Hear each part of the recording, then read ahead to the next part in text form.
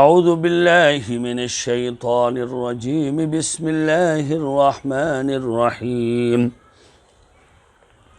وَلَقَدْ آتَيْنَا لُقْمَانَ الْحِكْمَةَ أَنِ اشْكُرْ لِلَّهِ وَمَنْ يَشْكُرْ فَإِنَّمَا يَشْكُرُ لِنَفْسِهِ وَمَنْ كَفَرَ فَإِنَّ اللَّهَ غَنِيٌّ حَمِيدٌ وَإِذْ قَالَ لُقْمَانُ لِابْنِهِ وَهُوَ يَعِظُهُ يَا بُنَيَّ لَا تُشْرِكْ بِاللَّهِ إِنَّ الشِّرْكَ لَظُلْمٌ عَظِيمٌ صدق اللہ العظیم۔ سورہ لقمان کی آیات تھیں۔ گزشتہ ہفتے پہلا رکوع ہم نے پڑھا تھا اور آج یہ دوسرا رکوع شروع ہو رہا ہے۔ سیدنا لقمان علیہ السلام بڑی عظیم شخصیت کے مالک تھے۔ اللہ تعالیٰ نے ان کی زبان پر حکمت کے جملے اور حکمت کی باتیں جاری کی تھیں۔ قرآن مجید میں تو آپ پڑھ ہی رہے ہیں کہ یہ پوری ایک مکمل سورہ ہے جس میں سیدنا لقمان علیہ السلام نے اپنے بیٹوں کو جو وصیت کی ہے اس کا ذکر ہے۔ حدیث میں بھی رسول اللہ صلی اللہ علیہ وسلم نے موقع بموقع اپنی امت کو سیدنا لقمان علیہ السلام کی پوری حکمت باتوں سے آگاہ کیا ہے۔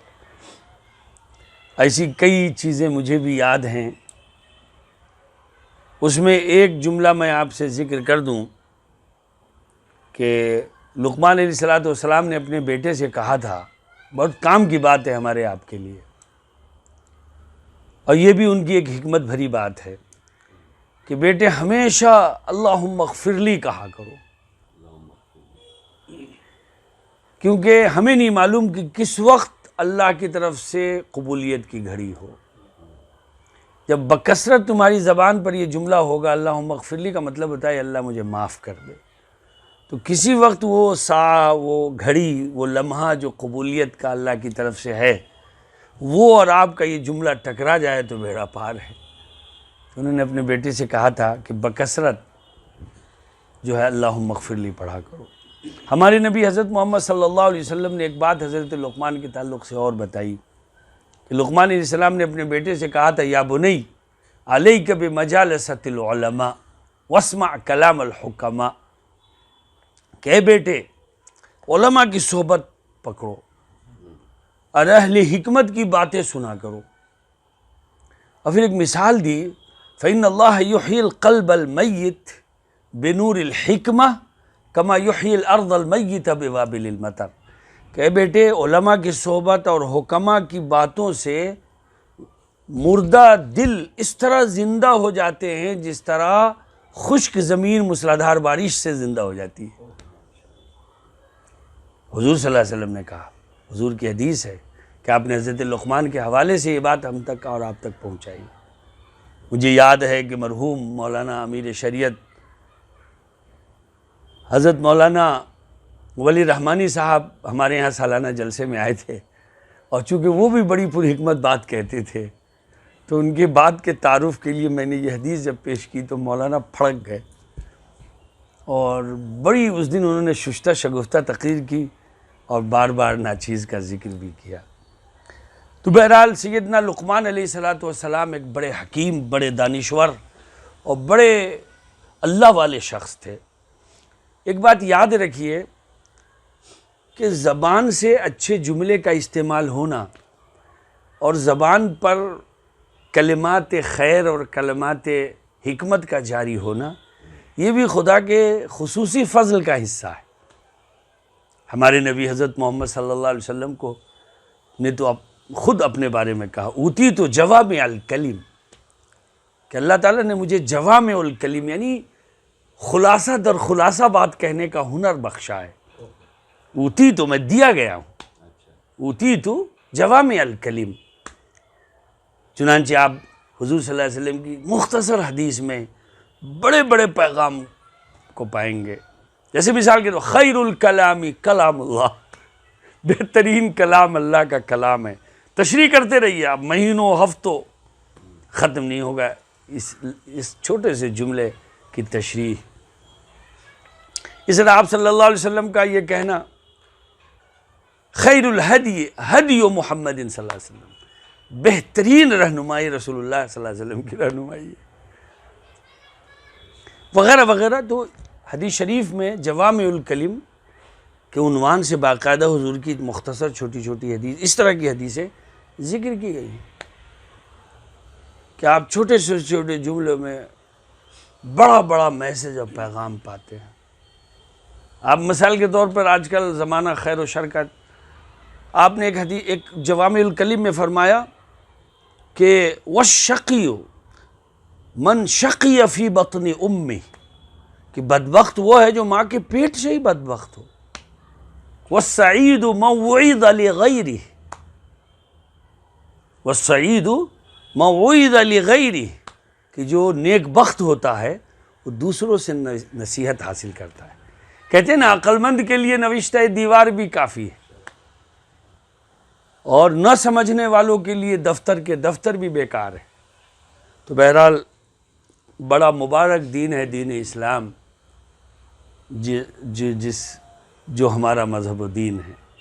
تو بہرحال بات یہ چل رہی تھی کہ سیدنا لقمان علیہ السلام بڑے حکیم، بڑے مختصر جملوں میں بڑی بڑی بات کہنے والے، پتے کی بات بتانے والے، حکمت کی بات بتانے والے شخص تھے۔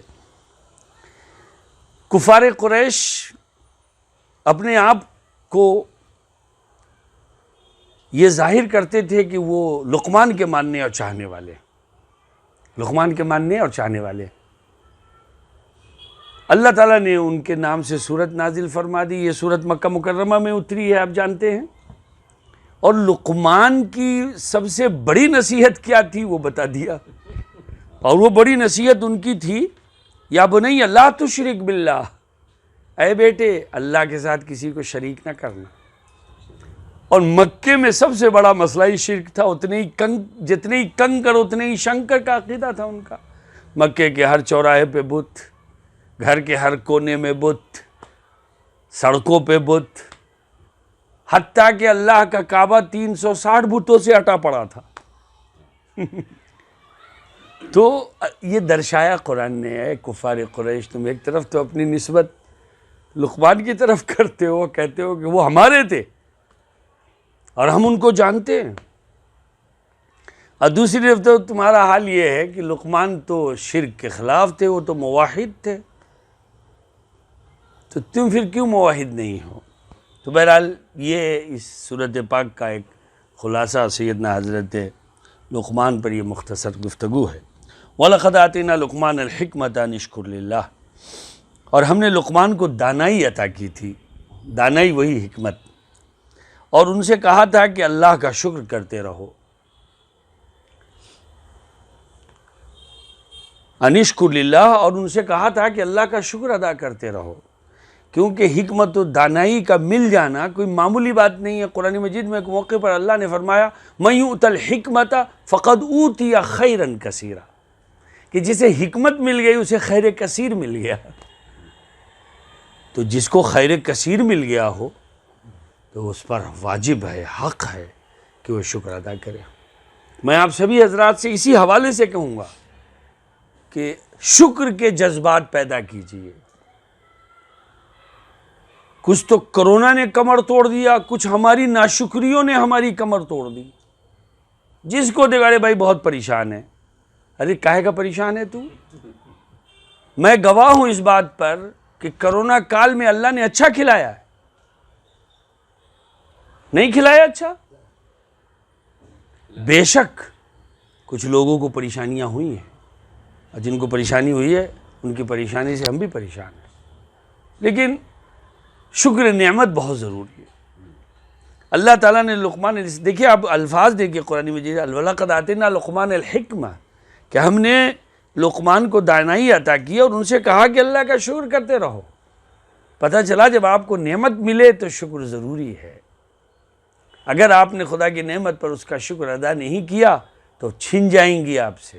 اور ہم نے دیکھا ہے کہ جو لوگ ناشکری کرتے ہیں، روتے رہتے ہیں، پریشان حال رہتے ہیں، جی ان کے ہاں پریشانی لائن میں لگی رہتی ہے، ایک پریشانی گئی نہیں کہ دوسری آ جاتی ہے، دوسری گئی نہیں، اس کی بنیادی وجہ یہ ہے کہ شکر نعمت نہیں ہے۔ تو گویا کہ اللہ نواز رہا ہے سیدنا لقمان کو، ان اشکر للہ، اللہ کا شکر کرتے رہیے۔ جی آگے فرمایا وَمَن يُشْرِكْ فَإِنَّمَا وَمَن يَشْكُرْ فَإِنَّمَا يَشْكُرُ لِنَفْسِهِ، اور اگر کوئی ناشکری کرے، ہاں، اور جو کوئی اللہ کا شکر ادا کرتا ہے وہ خود اپنے فائدے کے لیے شکر کرتا ہے۔ وَمَن يَشْكُرْ فَإِنَّمَا يَشْكُرُ لِنَفْسِهِ۔ دیکھیے، آپ جب کوئی نیکی کرتے ہیں، جب آپ میں کوئی خوبی ہوتی ہے، جب کوئی آپ میں اچھائی ہوتی ہے، جب آپ میں کوئی تقویٰ ہوتا ہے، جب آپ میں کوئی طہارت ہوتی ہے، جب آپ میں کچھ اچھی سوچ ہوتی ہے، جب آپ لوگوں کے لیے مفید ہوتے ہیں، خدا کی قسم لوگوں سے پہلے آپ کے ذات کو فائدہ پہنچتا ہے۔ آپ دوسرے کو فائدہ پہنچانے جاتے ہیں، اس سے پہلے فائدہ آپ کو پہنچ جاتا ہے۔ اس لیے قرآن مجید میں دیکھیے کیا بات کہہ دی، وَمَن يَشْكُرْ فَإِنَّمَا يَشْكُرُ لِنَفْسِهِ۔ وَمَن يَشْكُرْ، جو شکر ادا کرتا ہے وہ خود اپنے فائدے کے لیے شکر کرتا ہے، اور اگر کوئی ناشکری کرے تو اللہ بڑا بے نیاز بذات خود قابل تعریف ہے۔ ناشکری کیا، خود نعمت چھن گئی۔ قرآن مجید میں اللہ نے ایک موقع پر کہا ہے لَئِن شَكَرْتُمْ لَأَزِيدَنَّكُمْ، اگر تم شکر نعمت کرو گے تو ہم اپنی نعمت میں اضافہ کر دیں گے، اور تم ناشکری کرو گے تو ہم اپنی نعمت چھین لیں گے۔ ہے نا کہ جو شخص اللہ تعالیٰ کی نعمتوں پر اس کا شکر ادا کرے گا تو اللہ اس نعمت میں اضافہ کریں گے، اور اگر کوئی ناشکری کرے گا اللہ بے نیاز ہے، اللہ بے نیاز ہے۔ جو بھی نعمتیں آپ کو ہم کو ملی ہوئی ہیں اس کا شکر ادا کیجیے۔ ہاتھ پیر ملے ہوئے ہیں، سب کچھ طاقت صحیح ہے، توانائی ہے، اللہ نے عزت دیا ہے، شہرت دی ہے، اللہ نے مرتبہ دیا ہے، مقام دیا ہے، اس پر شکر ادا کیجیے، یعنی اس کا صحیح استعمال کیجیے، یہ شکر ہے۔ الحمدللہ الحمدللہ کہنا شکر نہیں ہے۔ ہم لوگ کام کرتے ہیں سماج میں تو کئی دفعہ اندازہ ہوتا ہے کہ کسی کے سامنے کوئی مطالبہ لے کے جائیے تو اس وقت اس کے شکر نعمت کی کیفیت سمجھ میں آتی ہے، ورنہ بہت اللہ اللہ الحمدللہ کردار شکر ہے، عمل شکر ہے، بے شک زبان بھی اس کا ایک حصہ ہے۔ فِإِنَّ اللَّهَ غَنِيٌّ حَمِيدٌ۔ دیکھیے، میں اکثر تفسیر میں آپ کو بتاتا آیا ہوں کہ قرآن مجید کی آیت اللہ تعالیٰ کی جن صفات پہ بند ہوتی ہے، اس صفت اللہ کے اس صفاتی نام کا اس آیت میں جو حکم یا اس آیت میں جو مفہوم بتایا گیا ہے اس سے بڑا گہرا تعلق ہوتا ہے۔ اب یہاں دیکھیے حضرت لقمان کو اللہ نے دانائی بخشی ہے، انہیں کہا شکر کرو، اور پھر یہ فرمایا کہ جو شکر کرتا ہے اس کا بینیفٹ اسی کو ملتا ہے، اور جو بے ناشکری کرتا ہے اللہ بے نیاز ہے۔ لیکن یہاں پر صفت اللہ کی آئی ہے غنی اور حمید۔ غنی ان کے معنی بے نیاز، اللہ بے نیاز ہے۔ اللہ نے جو تمہیں دے دیا ہے تو تمہاری کوئی رشتہ داری نہیں ہے اللہ سے، اس کی بے نیازی ہے، اس کی شان ہے، جس کو چاہتا ہے دے دیتا ہے،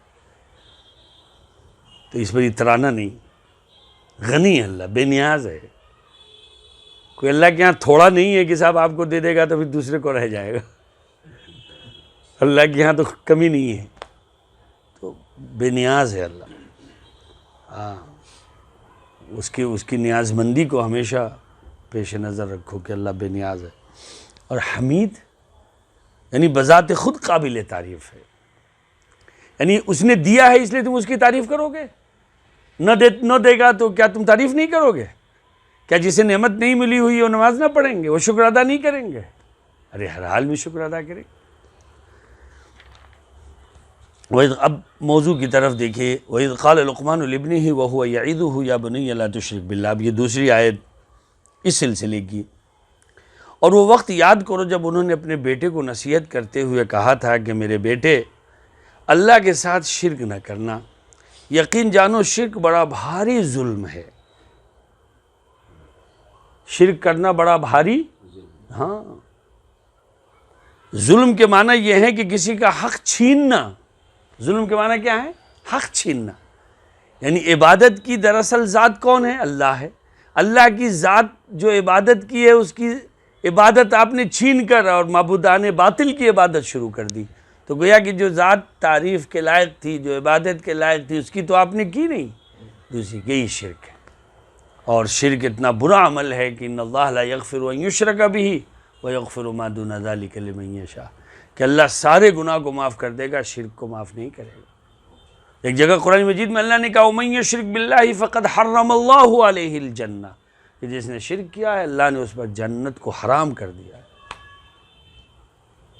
ایک جگہ قرآن مجید میں اللہ نے کہا ہے کہ الذین آمنوا ولم یلبسوا ایمانہم بظلم اولئک لہم الامن، کہ جس شخص نے اپنے ایمان کو ظلم سے یعنی شرک سے بچا لیا ہیں، ان الذین آمنوا ولم یلبسوا ایمانہم بظلم اولئک لہم الامن، بس یہی لوگ ہیں جو امن کو پہنچنے والے ہیں۔ امن سے مراد دنیا اور آخرت کا چین اور آخرت کی کامیابی۔ شرک سے بچا لیجیے، شرک اتنی بری چیز ہے۔ تو وہی بیٹے سے کہا ان شرک لظلم عظیم، بڑا ظلم ہے شرک۔ گویا کہ لقمان علیہ السلام کی پہلی وصیت جو انہوں نے اپنے بیٹے سے کی ہے، یہ نصیحت جو اپنے بیٹے سے کی ہے، وہ یہ کہ اللہ کے ساتھ کسی کو شریک نہ کرو۔ بھائیو، شرک ذات میں بھی ہوتی ہے اور شرک صفات میں بھی ہوتی ہے۔ بحیثیت رب کے اللہ کے علاوہ کسی کو پکارنا اور دعا مانگنا، اس کی عبادت کرنا، یہ شرک ذاتی ہے۔ اور شرک صفاتی یہ ہے کہ آدمی یہ سمجھے کہ دراصل عزت اللہ کے ہاتھ میں ہے، آدمی سمجھے کہ مجھے انسان بھی عزت دیتے ہیں۔ العزت للہ ولرسولہ وللمؤمنین ولکن المنافقین لا یعلمون یا لا یفقہون۔ تو نہ ذات میں اس کے کوئی شریک کیا جائے، نہ صفات میں اس کے کوئی شریک کیا جائے۔ اس طرح کے جملے بولنے میں بھی احتیاط برتنا چاہیے کہ میں نے یہ چائے پی اور چائے پینے سے میرے پیٹ میں درد ہو گیا۔ پیٹ میں درد کوئی بیماری پریشانی اللہ کے حکم سے آتی ہے، چائے سے نہیں آتی، لیکن ہم لوگ عموماً بول دیا کرتے ہیں۔ ایمان کا تقاضا یہ ہے کہ اس طرح کے جملوں سے بھی پرہیز کیا جائے، اس طرح کے جملوں سے بھی پرہیز کیا جائے کہ بھئی اس طرح کے جملے نہ بولے جائیں۔ جیسے آج کل سحر اور جادو کا بڑا دورہ ہے، جہاں کچھ ہوا ہم فوراً کہتے ہیں کسی نے کرنی کر دی، ارے وہ مجھے فلاں کی نظر لگ گئی۔ نظر لگنا تو حق ہے، لیکن یہ عقیدہ بنا لینا کہ مجھے فلاں کی نظر لگ گئی اور اسی میں اپنی پوری توانائی جھونک دینا اور بدگمانیاں پیدا کرنا جبکہ ہم کچھ جانتے نہیں ہیں، تو یہ سب چیزیں جو ہیں یہ بہت بری باتیں ہیں۔ تو بہرحال یہ کہ حضرت لقمان نے جو پہلی وصیت کی اپنے بیٹے سے کہ وہ یعظہ یا بنی لا تشرک باللہ، کہ وہ وقت یاد کرو جب انہوں نے اپنے بیٹے کو نصیحت کرتے ہوئے کہا تھا کہ میرے بیٹے اللہ کے ساتھ شرک نہ کرنا، یقین جانو کہ شرک بڑا بھاری ظلم ہے۔ یہ ایک نصیحت ہوئی۔ اب اگلی آیت جو ہے، جو آیت نمبر 14 ہے اور 15 ہے، یہ دو آیتوں میں کچھ ہٹ کے نصیحت کی گئی ہے کہ وَوَصَّيْنَا الْإِنسَانَ بِوَالِدَيْهِ حَمَلَتْهُ أُمُّهُ وَهْنًا عَلَى وَهْنٍ وَفِصَالُهُ فِي عَامَيْنِ أَنِ اشْكُرْ لِي وَلِوَالِدَيْكَ إِلَيَّ الْمَصِيرُ۔ اور ہم نے انسان کو اپنے والدین کے بارے میں یہ تاکید کی ہے کیونکہ اس کی ماں نے اسے کمزوری پر کمزوری برداشت کر کے پیٹ میں رکھا اور 2 سال میں اس کا دودھ چھوٹتا ہے کہ تم میرا شکر ادا کرو اور اپنے ماں باپ کا، اور میرے پاس ہی تمہیں لوٹ کر آنا ہے۔ یہ لقمان علیہ السلام کی نصیحتوں کے درمیان ایک جملہ معترضہ ہے۔ جملہ معترضہ مطلب یہ ہے کہ ایک موضوع چل رہا تھا، بیچ میں ایک بات جو ہے موضوع سے ہٹ کر آ گئی، اس کو جملہ معترضہ کہتے ہیں۔ سمجھ گئے آپ؟ جو اس مناسبت سے لایا گیا ہے کہ حضرت لقمان تو اپنے بیٹے کو شرک سے بچنے اور توحید کا عقیدہ رکھنے کی تاکید کر رہے تھے، دوسری طرف مکہ کے بعض مشرکین جو حضرت لقمان کو ایک دانشمند سمجھتے تھے، جب ان کی اولاد نے توحید کا عقیدہ اختیار کیا تو وہ انہیں دوبارہ شرک اختیار کرنے پر زور دے رہے تھے، اور اولاد پریشان تھی کہ وہ ان ماں باپ کے ساتھ کیا سلوک کرے۔ اللہ تعالیٰ نے پہلے تو یہ بیان فرمایا کہ ہم نے ہی انسان کو یہ تاکید کی ہے کہ وہ اللہ تعالیٰ کے ساتھ اپنے والدین کا بھی شکر ادا کرے، کیونکہ اگرچہ اسے پیدا تو اللہ نے کیا ہے لیکن ظاہری اسباب میں والدین ہی اس کا سبب بنے ہیں۔ ظاہر ہے دنیا میں آنے کا سبب والدین ہی بنے ہیں۔ پھر والدین میں سے بھی خاص طور پر ماں کی شفقتوں کا تذکرہ کیا گیا ہے۔ ماں باپ دونوں ہیں لیکن ماں کی شفقتوں کا ذکر خاص طور سے کیا گیا ہے کہ کتنی محنت سے اس نے بچے کو پیٹ میں اٹھائے رکھا، 2 سال تک اسے دودھ پلایا۔ بچے کی پرورش میں دودھ پلانے کا زمانہ ماں کے لیے سب سے زیادہ محنت کا ہوتا ہے، اس لیے ماں بطور خاص اولاد کی طرف سے اچھے سلوک کی مستحق ہے۔ لیکن اس اچھے سلوک کا یہ مطلب نہیں ہے کہ انسان اپنے دین و عقیدے کے معاملے میں اللہ تعالیٰ کا حکم ماننے کے بجائے ماں باپ کا حکم ماننا شروع کر دے۔ اسی لیے اس آیت میں والدین کا شکر ادا کرنے سے پہلے اللہ تعالیٰ نے اپنا شکر ادا کرنے کی تاکید فرمائی ہے، کیونکہ والدین تو صرف ایک ذریعہ ہیں جو اللہ تعالیٰ نے انسان کی پرورش کے لیے پیدا کر دیا ہے، ورنہ خالق حقیقی تو اللہ تعالیٰ ہیں، لہٰذا ایک ذریعے کی اہمیت کو خالق حقیقی کی اہمیت سے بڑھایا نہیں جا سکتا۔ آگے دیکھیے، وَإِن جَاهَدَاكَ عَلَىٰ أَن تُشْرِكَ بِي مَا لَيْسَ لَكَ بِهِ عِلْمٌ، اور اگر وہ تم پر یہ زور ڈالیں یعنی ماں باپ کہ تم میرے ساتھ کسی کو خدائی میں شریک قرار دو تو ان کی بات مت مانو۔ ماں باپ کہیں بات نہ مانو، اور دنیا میں ان کے ساتھ بھلائی سے رہو۔ دیکھیے یہ بڑا نازک مرحلہ ہے، یعنی دین کے معاملے میں اگر والدین کوئی غلط بات کہیں تو ان کی بات نہ ماننا، یعنی ماں باپ اگر کوئی غلط بات کہیں تو ان کی بات ماننا جائز نہیں ہے، لیکن ان کی بات رد کرنے کے لیے کوئی ایسا طریقہ اختیار نہیں کرنا چاہیے جو ان کے لیے تکلیف دہ ہو۔ ماں باپ کا رتبہ آپ دیکھیں، منع کرنا ہے، والد صاحب مجھے معاف کیجئے میں یہ نہیں کر سکتا، یہ انداز اختیار کیا جائے، طریقہ کیا اپنایا جائے جس میں نرمی ہو، جس میں رشتے کا رسپیکٹ ہو، وہ میرے والد ہیں یہ ہو، یہ نہیں کہ انداز ایسا روکھا اختیار کیا جائے کہ ان کو دل شکنی ہو جائے، یہ منع ہے۔ اسی لیے دیکھیے وَإِن جَاهَدَاكَ عَلَىٰ أَن تُشْرِكَ بِي مَا لَيْسَ لَكَ بِهِ عِلْمٌ فَلَا تُطِعْهُمَا وَصَاحِبْهُمَا فِي الدُّنْيَا مَعْرُوفًا، یعنی دنیا میں ان کے ساتھ بھلائی سے رہو۔ جی وَاتَّبِعْ سَبِيلَ مَنْ أَنَابَ إِلَيَّ، آگے فرمایا اور ایسے شخص کا راستہ اپناؤ جس نے مجھ سے لو لگا رکھی ہو۔ ایسے شخص کا راستہ اپناؤ جس نے مجھ سے لو لگا رکھی ہو۔ دیکھیے چونکہ والدین غلط راستے پر ہیں اس لیے ان کا غلط راستہ اپنانا جائز نہیں، بلکہ راستہ انہی کا اپنانا چاہیے جنہوں نے اللہ سے مضبوط تعلق قائم کیا ہوا ہو، لیکن وہ اسی کی عبادت و اطاعت کرتے ہوں۔ اس میں اس بات کی طرف بھی اشارہ ہے کہ دین پر عمل میں صرف اپنی سمجھ اور رائے سے نہیں کرنا چاہیے، بلکہ یہ دیکھنا چاہیے کہ جن لوگوں کے بارے میں یہ بات واضح طور پر معلوم ہے کہ انہوں نے اللہ تعالیٰ سے لو لگائی ہوئی ہے، ان کو دیکھنا چاہیے کہ انہوں نے دین پر کس طرح عمل کیا، اور پھر انہی کا راستہ اختیار کرنا چاہیے۔ اس لیے کہا جاتا ہے اور بجا طور پہ کہا جاتا ہے کہ قرآن و حدیث کے صرف ذاتی مطالعے کی بنیاد پر کوئی ایسا نتیجہ نہیں نکالنا چاہیے جو امت کے علماء بزرگوں کے تشریح کے خلاف ہو۔ فاروق صاحب آپ نے مجھے ایک کتاب دی تھی، یاد ہے کہ کوکن کے کسی عالم کی، پوری کتاب میں انہوں نے بس پورے تمام علماء سے ہی ان کو شکوہ شکایت ہے اور اپنے طور پر انہوں نے دین کو سمجھا ہے۔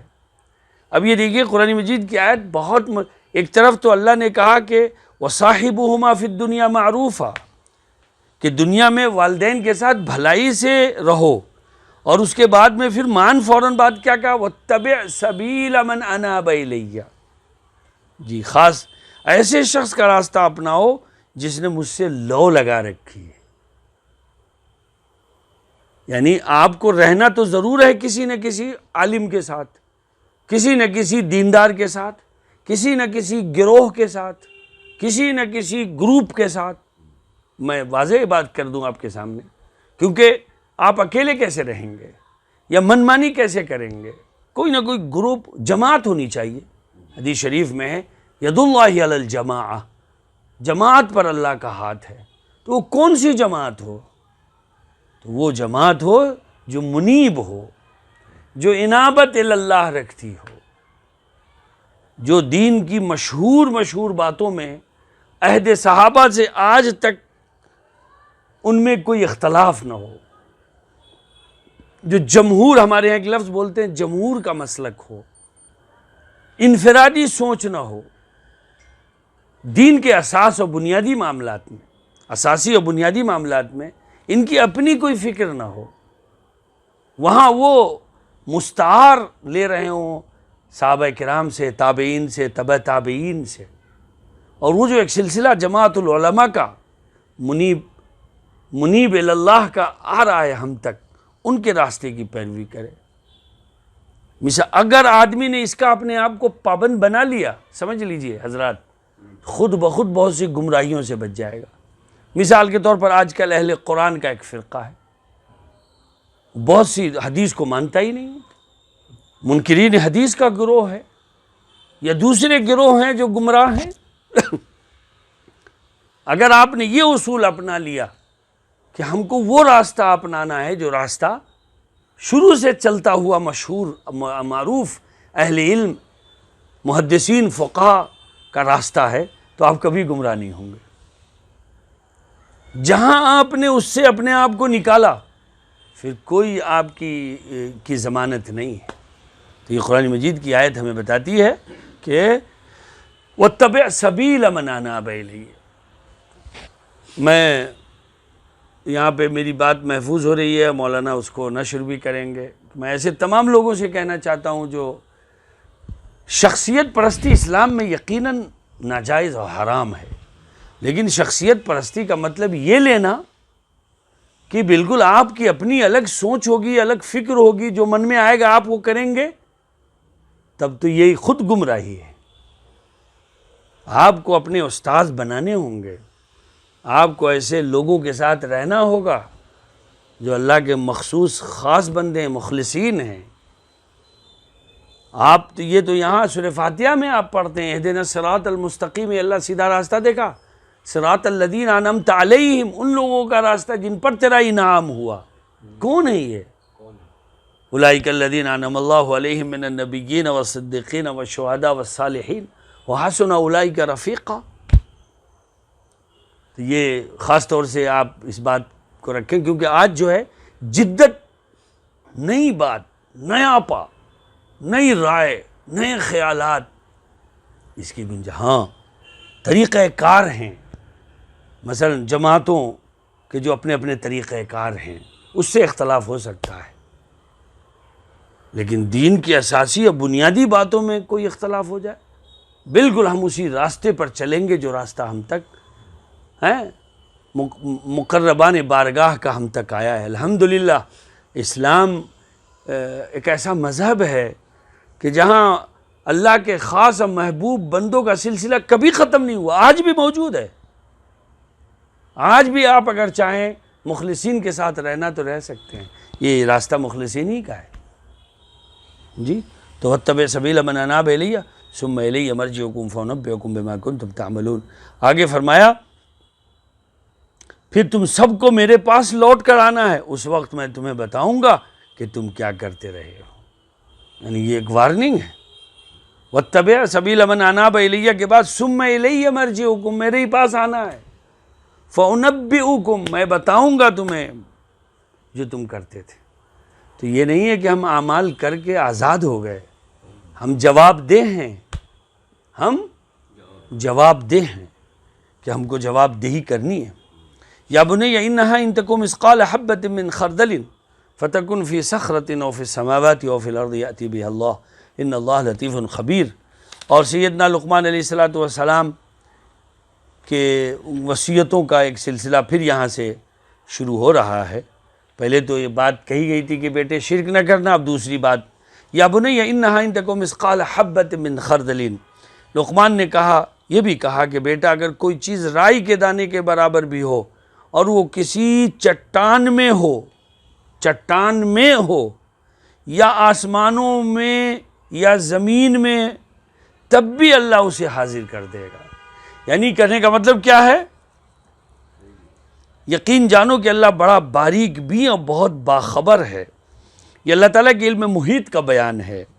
جو لوگ آخرت کا انکار کرتے تھے وہ یہ کہا کرتے تھے کہ جب انسان کے مرنے کے بعد اس کے سارے اجزاء منتشر ہو جائیں گے تو انہیں کیسے جمع کیا جا سکے گا؟ حضرت لقمان نے بیٹے کو بتایا کہ کوئی چھوٹے سے چھوٹا ذرہ بھی زمین و آسمان کی کسی پوشیدہ جگہ پر چلا جائے وہ اللہ تعالیٰ کے علم میں ہے اور وہ اسے نکال کر لانے پر پوری طرح قادر ہے۔ یاد رہے کہ جب کسی شخص کی کوئی چیز گم ہو جائے، بہرحال یہ ایک الگ بات ہے۔ تو کہنے کا مطلب یہ ہے کہ اللہ کا علم جو ہے اتنا محیط ہے کہ وہ سب چیزوں کو لے آئے گا۔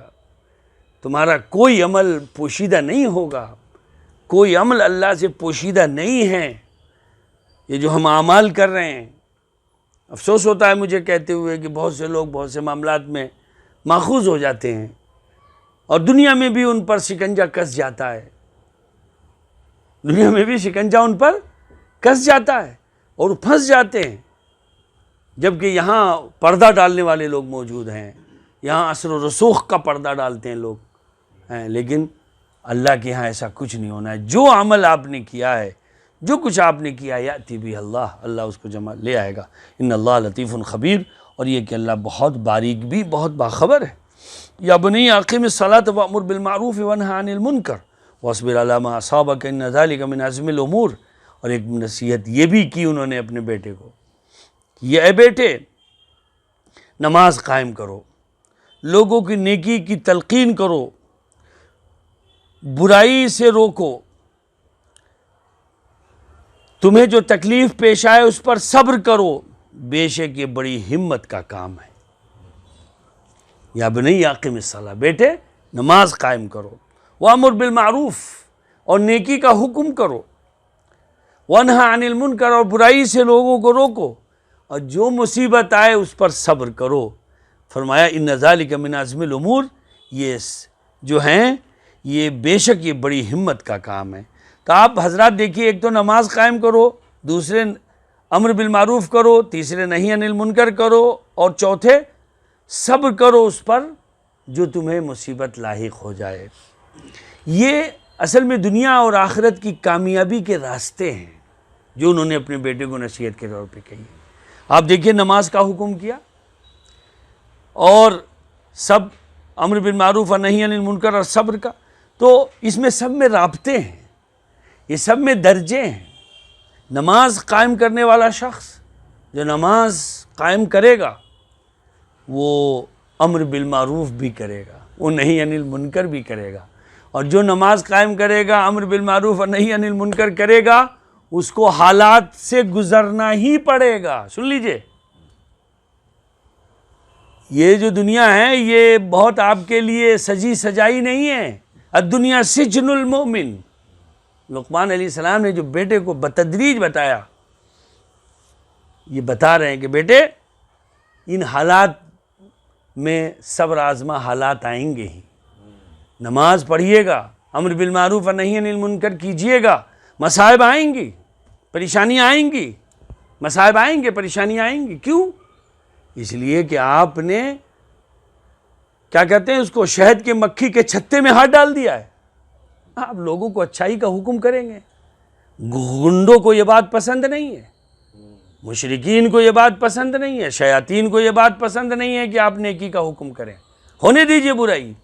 اسی لیے دیکھیے آج دنیا کیا کر رہی ہے، جو برائی کرتا ہے کوئی حرج نہیں، اور جو سچائی کی کوشش کرتا ہے 20 پابندیاں اس پر ہیں کہ نہیں؟ آپ عالمی طور پر بھی دیکھ لیجئے، دنیا کے نظام میں بھی دیکھ لیجئے،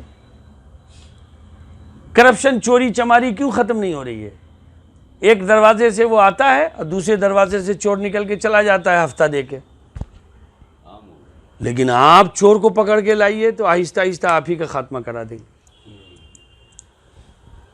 تو قرآن آپ کو اچھائیوں پہ کھڑا کر رہا ہے، بتا رہا ہے۔ بہت سے لوگ ہیں جو 4 عمل کریں گے، 5ویں دن سوچیں گے اب میرے لیے فرشتہ آنا چاہیے۔ ایسا نہیں ہوگا، حالات مشکلات تو آئیں گی ہی۔ یہ تو بھائی یہ تو راستہ ہے ایسا، چونکہ ہمیشہ کے لیے سکون کی زندگی حاصل ہونی ہے آخرت میں، اس لیے دنیا میں ایک کھٹ پٹ چھٹ پٹ تو لگا ہی رہے گا۔ بات سمجھ میں آئی آپ کے؟ وَاصْبِرْ عَلَىٰ مَا إِنَّ ذَلِكَ مِنْ، اور قرآن نے خود کہا إِنَّ ذَلِكَ مِنْ عَزْمِ الْأُمُورِ، جی یہ امر بالمعروف اور نہی عن المنکر اور یہ نمازوں کا قیام اور یہ سب مصائب پر مشکلات پر صبر، یہ سب کے بس کی بات تھوڑی ہے، سب کے بس کی بات نہیں ہے۔ اچھے پگھل جاتے ہیں، اچھے چھوڑ چھاڑ کے بھاگ جاتے ہیں۔ ہاں فخور، اور لوگوں کے سامنے غرور سے اپنے گال مت پھلاؤ، اور زمین میں اتراتے ہوئے مت چلو۔ وَلَا تُصَعِّرْ خَدَّكَ، گال مت پھلاؤ۔ گال پھلانے کا مطلب سمجھا آپ؟ میں بتاتا ہوں ابھی آپ کو۔ اور اترا کے مت چلو، یقین جانو کہ اللہ کسی اترانے والے کو، شیخی باز کو پسند نہیں کرتا۔ اور آگے فرمایا اور اپنی چال میں اعتدال اختیار کرو اور اپنی آواز آہستہ رکھو۔ یعنی انسان کو درمیانی، یعنی یہ جو باتیں بتائی گئی سب، گال نہ پھلاؤ یعنی تکبر کا مظاہرہ نہ کرو، ولا تمشی، زمین میں اکڑ کے مت چلو، یہ میں سمجھو کہ ہم چنی دیگرے نیز، میرے جیسا کوئی نہیں ہے۔ اسی طریقے سے اللہ تعالیٰ کو یہ بات پسند نہیں ہے جی۔ اور یہ کہ وقصد فی مشیک، چال میں اعتدال پیدا کرو، یعنی انسان درمیانی چال سے چلنا چاہے، رفتار نے اتنی تیز ہو کہ بھاگنے کے قریب پہنچ جائے اور نے اتنی آہستگی میں داخل ہو جائے، یہاں تک کہ جب کوئی شخص جماعت سے نماز پڑھنے جا رہا ہو تو اس کو بھی یہاں حضرت صلی اللہ علیہ وسلم نے بھاگنے سے منع فرمایا اور وقار و سکون کے ساتھ چلنے کی تاکید فرمائی ہے، چال۔ لیکن اصل معاملہ یہ ہے کہ ہر معاملے میں میانہ روی اختیار کرو۔ یہ تو ایک بات کہہ دی گئی وقصد فی مشیک، حضرت صلی اللہ علیہ وسلم کے بارے میں ہے کہ آپ نہ بہت تیز چلتے تھے اور نہ بہت ناز و ادا سے چلتے تھے، درمیانی رفتار تھی آپ کی، وہی چال ہونی چاہیے، سمجھ گیا آپ؟ تو یہ جو چال ہے، یہ چال دراصل انسان کی پوری زندگی کا ترجمان ہے۔ ایک آدمی کو چلتا ہوا دیکھ کر ایک ہنرمند سمجھدار آدمی سمجھ سکتا ہے کہ یہ شخص کی چال سے کیا آیا ہے، سمجھ رہے ہیں آپ؟ تو یہ پوری زندگی پر محیط یہ باتیں ہیں۔ اور وغضض من صوتک، اور اپنی آواز کو آہستہ رکھو، بہت چیخنے کی چلانے کی ضرورت نہیں ہے۔ ہاں کبھی موقع آتا ہے، حدیث شریف میں رسول اللہ صلی اللہ علیہ وسلم کے بارے میں ہے کہ احمرت عیناہ، کہ آپ کی آنکھیں سرخ ہو جاتی تھی، وَأَعْلَى صَوْتُ، اور آپ کی آواز بلند ہو جاتی تھی، كَأَنَّ مُنذِرُ جَيْشٍ، گویا کہ ایسا لگتا تھا کہ آپ لوگوں کو کسی حملہ آور سے ڈرا رہے ہیں۔ تو واعظ و بیان میں مقررین اور واعظین کی کبھی کبھی جو آوازیں اس طرح کی بلند ہو جاتی ہیں وہ عین سنت کے مطابق ہے، لیکن عام حالتوں میں چیخنے چلانے کی ضرورت نہیں۔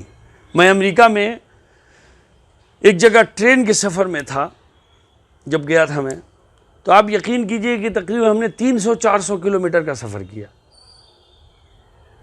لیکن ہمارے بازو میں ادھر ادھر جو انگریزوں کو دیکھا کہ سب کے ہاتھ میں بک ہے اور اس میں لگے ہوئے، کوئی کسی سے، یعنی اب جیسے ہمارے یہاں انجوائمنٹ ہو رہا ہے، چلا رہے ہیں، گانا گا رہے ہیں۔ ہوائی جہاز میں بھی 5-5 گھنٹے کا سفر ہوا، واشنگٹن ڈی سی سے ڈائریکٹ سینڈیاگو کا سفر ہوائی جہاز میں 4.5 گھنٹے کا سفر تھا وہ۔ تو ہر آدمی کام میں لگا ہوا ہے، لیکن ہمارے یہاں چیخنے چلانے کا آپ دیکھیے ہنگامہ ہوگا۔ آپ اپنی دکان میں گانا بجا رہے ہیں اتنی زور سے کہ 10 دکان والے محظوظ ہو رہے ہیں، استغفر اللہ۔ تو یہ سب چیزیں جو ہیں، ان انکر الاصوات لصوت، بے شک سب سے بری آواز گدھوں کی آواز ہے، ان انکر الاصوات لصوت الحمیر، سب سے بری آواز گدھوں کی آواز ہے۔ تو بھائیو بس آج یہیں تک سلسلہ رکھتے ہیں۔ اللہ تعالیٰ سے دعا ہے کہ اللہ تعالیٰ ان تمام اعلیٰ اور صاف پر ہم سب کو عمل کرنے کی توفیق عطا فرمائے، اور جن برائیوں سے لقمان حکیم نے اپنے بیٹے کو روکنے کی ہدایت دی ہے، اللہ ان پر ان سے ہم سب کو باز رکھے اور ان آیتوں پر اللہ عمل کی توفیق عطا فرمائے۔ آمین ثم آمین۔ السلام علیکم ورحمۃ اللہ وبرکاتہ۔